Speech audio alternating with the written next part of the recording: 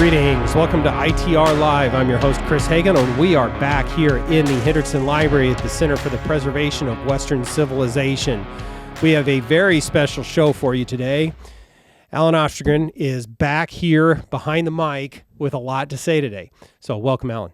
It is so good to be back. This is, I think, our quickest turnaround. It is. Of doing a podcast. And last time I said, I want to do this again. More soon, and then we've actually fulfilled this promise. We're inspired by President Trump. Actually, say what you're going to do, and then you actually turn around and do it. Well, and I appreciate that because the difference on this time and getting you back on the podcast this soon is because you took ownership of it. Left to me and my initiative to get these things done, it probably wouldn't have happened as quickly, but you were on it, and I appreciate that. So. Well, I'm just glad to be here, and we're going to make media history. If nothing else, I've introduced you to my new favorite soda. So we're brought to you today by Orange Crush Zero Sugar. It's a banger. It really is. I mean, I wanted Woodford Reserve Double Oaked, but we'll take Orange Crush Zero Sugar. I mean, it's before noon, so we'll get you going on the. It's not that far before. It's 11:26. Oh my goodness. Well, I think we've got a lot to cover today. We covered some of this in our pre-production meeting already, but we thought we were going to get Epstein client or flight logs or client list or something today, and maybe we could talk about that, but we haven't seen that yet today. So it's a disappointment. It's a big tease. We're not getting the names of all those, all these people. I mean, it's a serious subject. We shouldn't laugh about it, but there's all these people who were the victims of human trafficking, and to whom? Right. To whom were they trafficked? Well, it is, and it wasn't behind the reason for Epstein. A lot of it was promoted and funded by other countries' espionage programs to get secrets and to sometimes extort. I want to know all that other stuff behind the scenes of the why and who was there. I mean, that didn't just happen organically, right? It wasn't. Oh, that's weird. Yeah, that it was. What sorts of secrets did he have, or in what ways was he able to extort certain people, and who was he working for? I still want to know all of those things. And that's the whole meme of, Epstein didn't kill himself. Well, okay, but who was it? I know as conservatives who want to giggle, it was the Clintons. Maybe, but if not, who? I don't know. I'm getting older. I get, Alan, the more I have a collection of tinfoil hats that I like to wear on any number of things. And so I'm here for all of it. Well, some of these conspiracy theories have turned out to be proven to be correct. So yeah, that doesn't mean every conspiracy theory out there is, but certainly I think in all seriousness, there needs to be more public accountability for what happened, how the government handled and mishandled the prosecution of him, and all those things. I do think it dovetails, and I do want to get your take on some of these things, though. It is, we'll call it distrust of government, and I think a lot of us have always had a sort of distrust of government, that maybe not everything that they are spending their money on is in our best interest, or everything that they're telling us is exactly true. But we're seeing this with some of the DOGE committee digging into different federal agencies. And it almost feels like at some level, a lot, like you said, our eyes are being opened to a lot of what has been happening especially at the federal level. I mean, do you have a take on that just in general, about this shift that seems to be happening, and how much credibility we give government when they're speaking? Or I don't know. I'm just throwing that wide open because I think it's part of a broader theme. Sure. Well, I think it turns out that some of these people who look like they are snobbish, elitist idiots turned out that they were snobbish, elitist idiots. That's a hot take. Yeah, and I think.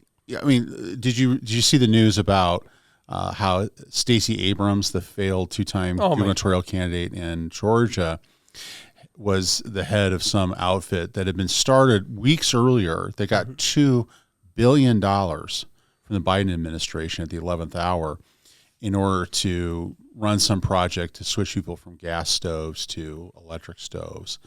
You can't tell me that's not just we're going to pay our friends a giant pile of money and have no accountability and take care of our own people. That's what you're seeing with all of these programs. And what the whole DOGE effort has done so far is important to just simply stop the flow of money that's going out. The thing that's going to be so important that comes after that is, even though this is being administered by people in the Biden administration who clearly did not have America's best interests at heart, the federal government loves paperwork, right? And the thing I'm hopeful for that what we're going to see over the next several years is serious investigations going back and looking at what were the representations made in these grant applications, what is the documentation of these expenditures, where did the money actually go? And I guarantee you there's terms in those grant applications, those contracts with these agencies that are shoveling money out the door, that are going to allow a Trump administration to go back and very properly investigate and prosecute people for lying to the government and stealing from the government. And I think it's just the tip of the iceberg of the shockwave that will go through this sort of professional NGO ecosystem that feeds off the government when they're not in power, and takes billions of dollars from American taxpayers to prop up people who don't have our best interest at heart. It's the following the money is difficult on these because it doesn't end with Stacey Abrams nonprofit, like you said. It goes, what's the next organization that gets the money after that when they make grants out to someone else, and then they do. And what we've seen with some of the things is that a lot of these dollars are going directly to work against certainly conservative interests, but I mean they're going to not just fund liberal efforts, but some of them may be actually ending directly back up into Democrat campaign coffers, and that's a real problem. So the whole ecosystem of the consultants that are being hired and people who get contracts to do, communications work or PR work for some NGO or some government agency, who then are also in the world of doing that kind of media work for Democratic politicians, and they're getting paid under one contract to do certain things, but they're really doing political work on other things. Those are all issues that need to be thoroughly explored. And what's exciting in this environment is the whole DOGE effort is just basically kicking the lid off. Yeah. And there's going to be a lot of data there to scrutinize, to analyze, to see the flow of money. And I'm very excited to see what's going to happen next. And we talked last time about the kind of structural defeat that was being inflicted on the left here. And this is going to be layers deep of that structural defeat, of breaking that whole system. And it's more than just a structural defeat of your political enemy or your political adversary or the other side. I mean, the element here is not winning the next political fight. It's that our own dollars are being used, for this purpose. And, from a taxpayer standpoint, that's exceptionally, but I agree with everything you said. I'd like to, this isn't necessarily a question for you, but maybe you have a take on it.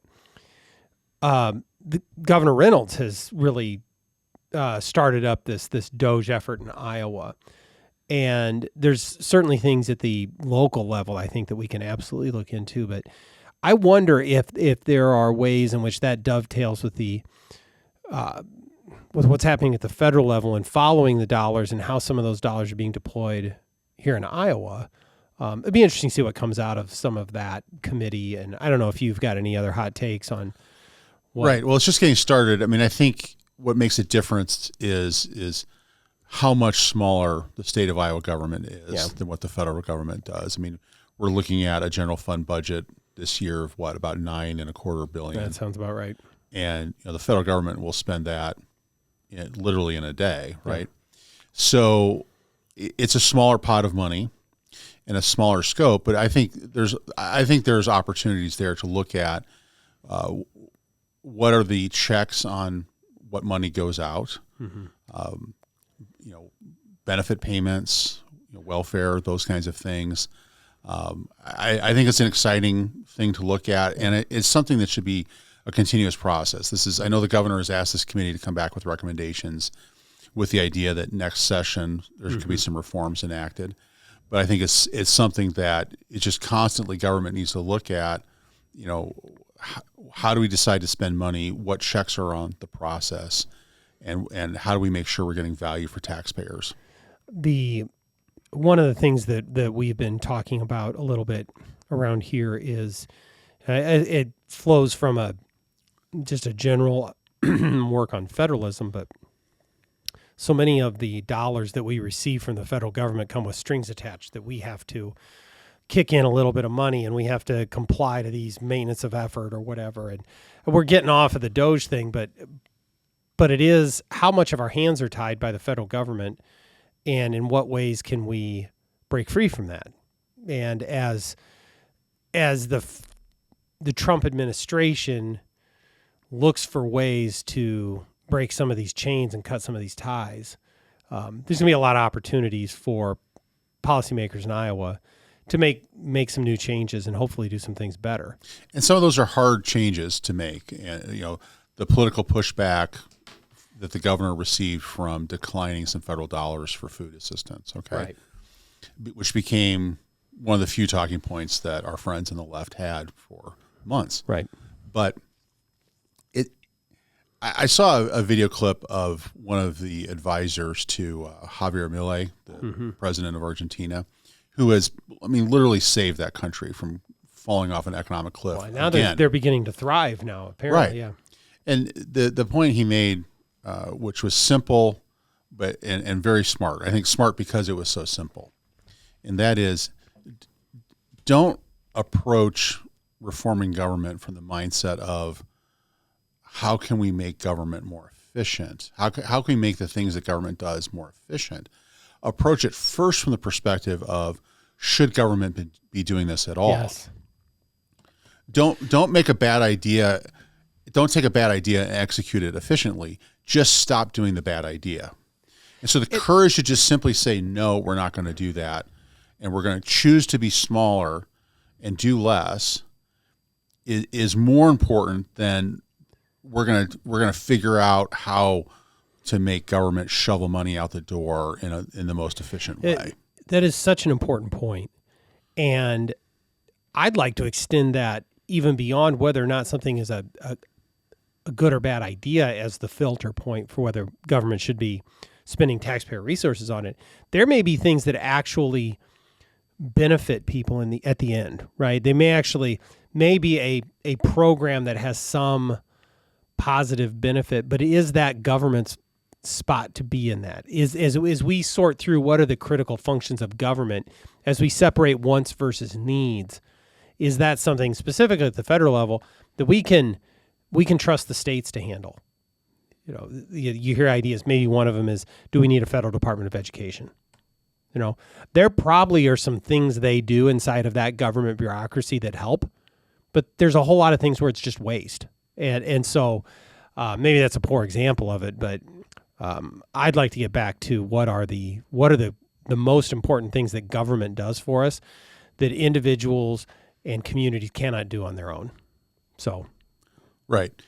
Government tries to replace things that the private sector can do for itself in terms of procurement and other things like that, but also things that private charity can do and would do better. I've joked many times that you could take all the dollars we spend on welfare and take 1/5 of them, take 5 randomly selected nuns, give them the money, and they would do 5 times as much good with it. Yeah, no it doesn't have. They don't have to be nuns, but that just sort of illustrates the point that a lot of what government does in the idea of, we're going to fix this problem, we're going to take care of people, this is this unmet need. Really, what they do is they create a jobs program for government employees. Yeah, they create a jobs program for their friends who have a useless undergraduate degree and no other job skills than to work in the government. Be careful how critical we are of people with useless undergraduate degrees, because I'm guilty of one of those. Well, yeah, I'm just kidding. I am too. And if I had to live in this world on my political science degree, my life would be a lot different. Yes. But it was a good preparation for actually getting a useful job skill that some people may quibble with, but a useful job skill of going to lawyer college. One that pays the bills. How's that? Yeah. Right. But, it's a serious question. Does this government program exist for the people it's supposed to serve or for the employees who run the program and the contractors, the procurement that they do from it, all the agencies that they buy services from? Are they the ones who are the primary constituency? A wonderful point is it government for government's sake. And I want to transition. We can talk about political philosophy probably all day. That bleeds into how we sometimes argue for or against these when it become political issues.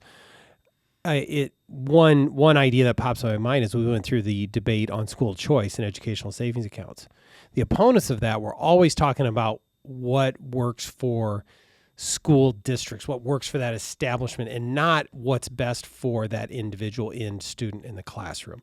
And maybe that's a clumsy analogy, but we should always be the top of mind thing is what works best for that individual, and how does government deliver that? So if we decide that government's going to deliver that service, it's about the service, not the institution that delivers it.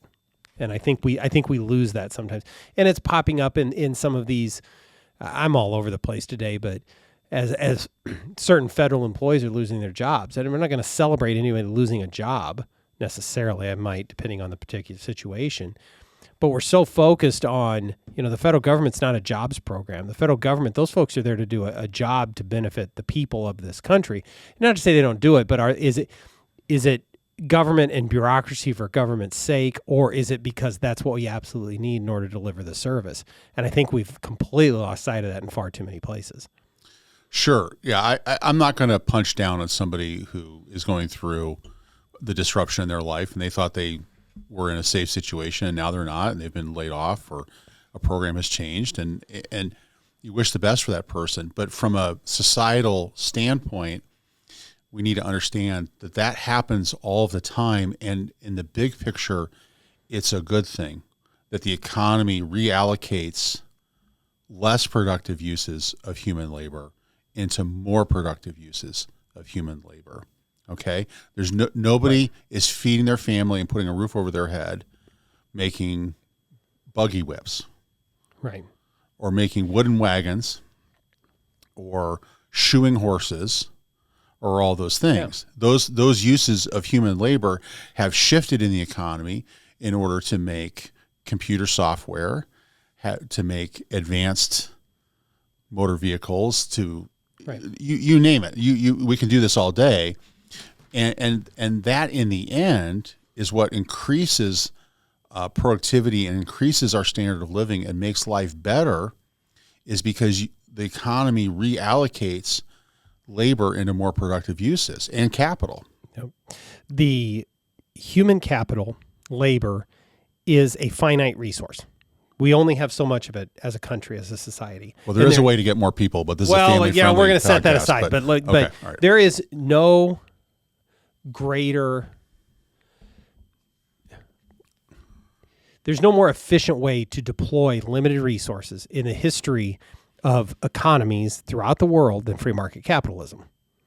And so nothing has eradicated more poverty. Right. And so it's allowing those free market principles into that, which will make us better as an economy and as a nation. Only capitalism can produce a society that produces enough wealth that you can have these social welfare programs. Right. Because in non-capitalist economies, those people just starve to death. Right. I was cooking up a hot take on what's happening in Northern and Western Europe and their expansive welfare states and free market economies when we're picking up a huge portion of the tab for all of that. But that was a bit of a stretch, so I'll set that aside for today. So we've been all over the place on this whole idea of government efficiency, or what government should be in or out, and looking at ways to make that more accountable, responsible, transparent, effective for the people that are paying the bill, us, and the rest of the taxpayers. And I think it's something we should always keep top of mind and not be afraid to talk about how we view government, not just because we're necessarily anti-government, because we think it's a better way to lift up everyone in our society, rather than thinking about an expansive government to try and deliver all of those needs or wants of the governed. I want to talk a little bit about what's going on in Iowa. We had, John and I earlier this week had a kind of a freewheeling, let's say, look at what's going on in the legislature right now. Today, as we speak, I think the legislature is picking up both the House and the Senate, the bill which would essentially remove gender identity from the Iowa Civil Rights Code. I believe there's some other provisions in there. It's a lengthy bill. That's out there. We're starting to see some work on some of the tax issues. You got any big picture takes on what's going on at the Capitol right now, or any of those specific pieces of legislation? Well, right. The gender identity package looks like it's going to pass today. We're recording this on February 27th, and it's very clear that leadership on both sides have done a whip count, and they're acting like they know they have the votes to get this passed. There's been a lot of protest at the Capitol, which, that's fine. That's the place to do it. But I think we're at the point on this issue where lesser compromises or more nuanced bills, if you want to call it that, that ship has sailed. We were talking before we started recording of, how could this issue have played out several years ago if the transgender rights movement had coalesced around a strategy to say, okay, we want to make sure that we separate this issue between adults and children, and we're not going to talk about youth sports, and we're not going to talk about bathrooms in schools, and we're not going to let schools help a kid transition behind a parent's backs, and we're not going to make people use pronouns that are a manipulation and distortion of the English language, and that make the English language less clear in schools rather than more clear in schools. And instead, what we're going to focus on is we want to protect the right of adults who don't conform to gender norms to flourish in the workplace, to get housing, and so on. Could that deal have been struck? And I think the answer is yes. I think today is not happening at the Iowa Capitol if that grand bargain had been reached. And it wasn't. And instead, what we got was a fight for several years about, you're a heartless bigot who wants people to die. If you raise questions about giving drugs to children to stop puberty, or giving surgeries to children, or the idea that, it was a big deal 50 years ago to carve out a space for girls to flourish in sports that produces, a Caitlin Clark, right, who becomes a legitimate sports icon as a female athlete, which would have been unheard of 50 years ago, right? And that little girls grow up thinking, I want to be like Caitlin Clark, and they get all the team building energy and all those things that they get from girls' sports, and all of a sudden that we're just going to turn that all upside down, right? And so a nuanced compromise is not possible in that environment. No, it's not. And I want to get your take too. That I'm struggling to frame this up, but I hear one of the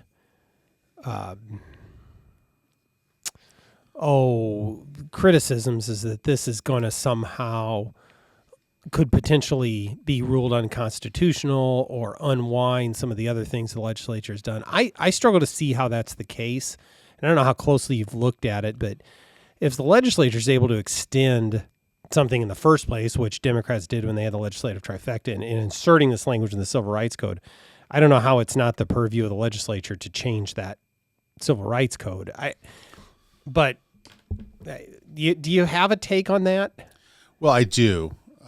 So, certainly we get used to this idea of anything that controversial that happens, somebody can run to court and they can just block it, and courts can, as we say, strike it down, blot the law out of existence. And that's not really how it works. The detail there is, normally when you challenge a law, like let's take the law passed by the legislature a couple years ago that restricts the ability of public school libraries to have sexually explicit materials in the school library. That's an oversimplification of what that law does, but for sake of time.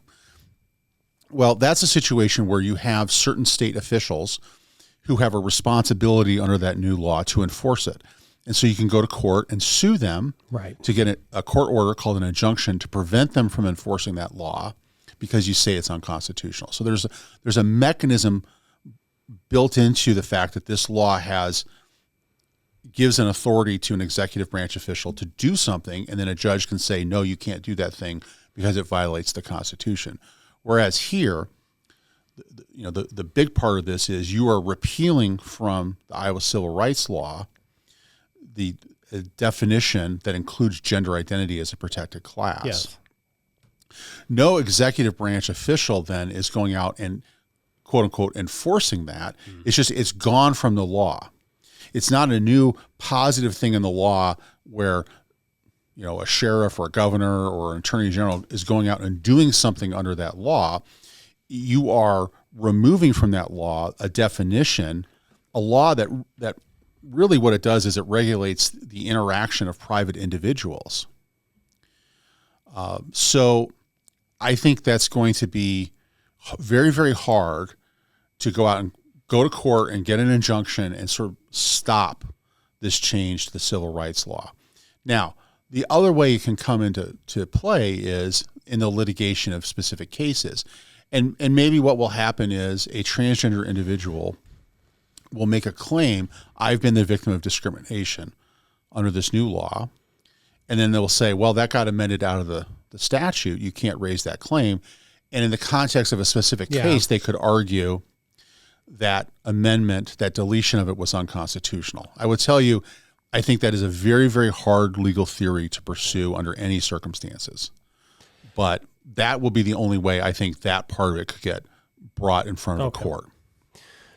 I think that's helpful, and you did a good job of laying that out, I think, in a fairly easy to understand way. Do you have, you talked about, foregoing the opportunity to the left or at least those that have pushed the gender identity issues over the past, pick your time period, that have kind of pushed the envelope out there, that seen a huge protest against this. But is this one of those bills that Democrats can come back on and start winning over more Iowa voters? I mean, Donald Trump won the state of Iowa by over 13 points in this last election. So, I mean, the hill to climb is pretty steep for Democrats in this state. Is this one of those issues that helps them on their comeback? I think all the polling data that I've seen says no. It's an issue that has moved away from the transgender rights side of the ledger, from that community. They're losing the public relations battle. I think part of it is the public is becoming more and more aware of what some of these terms mean. I'm not convinced that 5 years ago, if you asked 1,000 randomly selected people, should a transgender boy be able to compete in boys sports, that you're going to get responses where everyone really understands what you mean by that question. I think that's a fantastic point right there. Okay. Today they understand that much better. Yeah. What they understand is, this is a, and in fact, in me trying to explain that, I think I said it backwards. I'm counting on you to nail this one right here. A transgender, a trans girl to play in girl sports, right? So people understand that much more. They understand boys and girls sports as a tagline for that issue. And you look at the numbers, this is something that Democrats are underwater with their own voters, let alone independent voters who don't like it. And of course, Republican voters really don't like it. Yeah. And you're in a state where Republican voters have a registration advantage. The breakdown of those three pots of voters is Republicans, independents, Democrats. Yeah. And how they can leverage that politically. This is an 80-20 issue broadly for them. And they're on the wrong side of that split in order to get a majority. Yeah. So I don't see what their path is forward on it. But there's a contingent in that party that is adamant that real liberalism has not been tried in our time, and we need to push harder. And let's see how that plays out. I agree with everything you said there. It also seems that this point about the definitional thing that more folks out there are sort of aware of what it is we're talking about, and the sports is a good example. I think at its beginning it seemed like it was often couched in anti-bullying. Someone should not needs protecting, and I think we don't like to see mistreatment of people, and so I think the reflexive response is let's stop that brutal mistreatment or whatever it might have been. Well, now we've sort of let's look at what's really happening here, and there are real claims and real concerns here that all the way back to your point about nuanced positions that we've blown right past all of those, and now we are today. I again, not our issue here at Iowans for tax relief, but I think this is a really obviously it's a significant bill because you see the amount of attention's been played to it. Both sides bring people to the Capitol fighting over this. You see this on TV, and it's when there's a significant bill like this can impact not just this issue, and this is something that I'm not sure that all of our listeners understand, that these issues don't happen in a vacuum. They don't dispose of this issue, turn the page, and then they move on to, the DNR budget or something. I mean, and then it's all starting over again, or what's just the next issue, and they're all dealt with all on their own. There will be, fallout from this, whether these bills pass or not. There will be hurt feelings. There will be people that are on the opposite. There's going to be Republicans that vote no on this bill. I suspect that all Democrats are going to vote no on this. And those folks are going to, if it passes, they're going to really feel hard done by that because they fought to stop it, or, people in their home district are mad at them, and all those things. And it's important to watch how some of these things reverberate throughout the session. It was when the Senate Republicans were unable to move, and I'm not going to ask for any take on that, the casino moratorium bill. Like, that was one that I think folks expected them to pass, or many did, and it didn't pass. Well, why didn't that bill move forward? And is that instructive for other issues throughout the session? So what selfishly, we have a set of issues, ITR. I mean, specifically, we want to see progress on property taxes this year.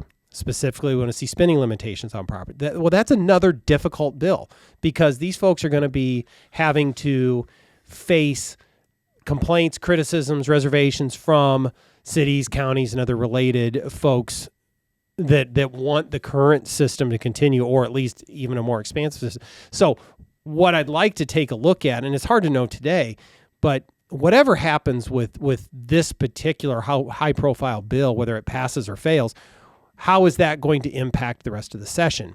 And I believe that one thing that is very helpful is continuing momentum on the reform cycle, so that you did this thing, makes it easier to do the next big thing. And now eventually they'll run out of gas for a certain session, but momentum can be a very powerful thing in the legislature. And if they get tripped up on one thing, it makes it a little bit easier to get tripped up on the next and the next after that. So I kind of a little bit editorial comment from my side of why it actually does matter for those of us that want to see the legislature continue to tackle big things. Well, I listened to the last podcast with you and John, and you, I think, fairly push back on the Des Moines Register characterizing this as a fast-track legislative process for the gender identity bill, which is true. They are following the rules for it. I think it's fair to say it has been a very public display of determination by leadership that we're not going to let moss grow under our feet getting this thing done. They're in terms of the legislative process, we are the last full week before first funnel week. First funnel is next week. Right. And so a lot of policy bills right now are funnel proof, is what you would say. They're through committee on one chamber. And so they kind of can go to the back burner for a little bit and be brought back up before second funnel, where you have to be passed on one side and through committee on the other. So, a cynic could say, well, these bills are funnel proof. Why don't you, there's a code editor bill to work on. There's DNR wants to change some hunting season. Why aren't you doing that right now? Right. And they're not doing that. They're showing like we are getting this thing done and cleared off our plate. So I think I take from that, frankly, a show of discipline in the House and the Senate that I think is refreshing to see. Whether you're pro or con on this issue, they've decided what they're going to do. They've counted votes in caucus. They know they have the votes to get this passed. They're going to get it done. They're getting it done while also allowing for plenty of public input. They don't have to do these public hearing things. They don't have to stretch it out like this. They're going to get it done. And I hope that discipline will carry over to a 2% cap, or however this ends up looking on property tax reform, and whether you get the whole thing this session or you get part of it and we get a framework to do more relief and more reform down the road. Seeing the discipline and leadership coming out of both House and Senate, I think, is good, because it's very easy for the House to be talking about one set of issues that they care about, the Senate talking about something else, and everybody is just sending bills across the rotunda that is not what the other side's priority is. I think that's a very important point, and it's seeing this legislature operate effectively is very encouraging. This issue is, look, the idea of doing this particular one is not new. The idea has been around for a while. In years past, it was something that was more out of the more conservative wing of the caucus, at least when I was there, of the House Republican caucus. This has become an issue that leadership is on board for, and they have been. When you see these things, I don't want to use the term fast-tracked because that's not what's happened, but when they say, you know what, this is a priority bill, we're going to run through committee, we're going to have a timeline, this is when it's going to subcommittee, it's going to committee, it'll be on the calendar for the 3 days that it needs to be on, and then we're going to pick it up, and we're going to be talking to the Senate because they're going to do it. Because I don't think it serves anybody's interest to drag this out, like you say. They've had a whole week of people disrupting work at the Capitol, and they should be there, and they should do it. It's their constitutional right. But to do it fast. But I give full credit to leadership at the Capitol. I talked with legislators last night on the phone as things got a little wobbly on this. Well, what are we doing? And I told them, I said, this is going to get done or not done because your leadership is invested in getting it done, and they are actually doing this. And so it's very easy for, I think, folks in our conservative base to get frustrated with leaders. That's just a natural thing for us to be. It is the leadership that is helping to get yet another conservative win in Iowa, and we should acknowledge that. We should. Everybody wants to be a shark until it's time to do shark stuff. Yeah. And they're doing some shark stuff, right? They're doing it. So, to Speaker Grassley, Majority Leader Winchittle, Leader Whitver, Senate President Sinclair, I haven't talked to all of them on this, but they are, again, willing to do shark stuff, and they are willing to take on the tough issues. And I as a conservative, I appreciate that on a whole range of issues. So we hope that continues. Yes.